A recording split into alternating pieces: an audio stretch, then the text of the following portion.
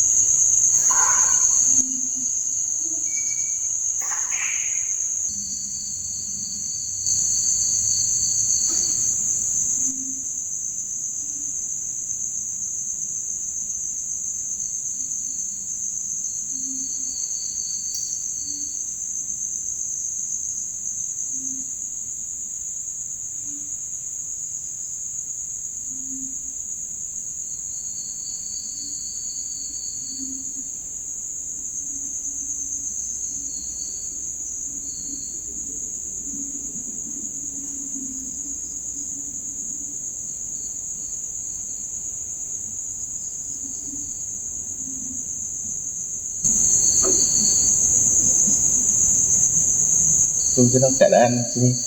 Time jadi steady ke tak?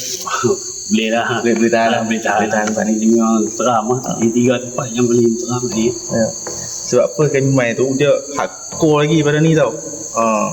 So ini boleh dia bagi muka sikit sebab main ramai kan. Tu macam mana? Emal pula? Emal macam mana? Oh, masa meremang pula. Mana tengok rambut ngomong kan? Tak, tadi Tadi. lebih ramai tak ramai. Tak. Macam mana? Agak suara macam orang nafas tu. Dia tengok tak ada apa. Ya. So ada bubuh something apa-apa tak ada? Tak ada. Tak ada. Tapi kalau semua okey lah. Semua okey lah. Okay. So setakat ni je geng, untuk kita punya episod 9 kita. So geng, untuk next episode ataupun next content kita akan berkemah kat sini.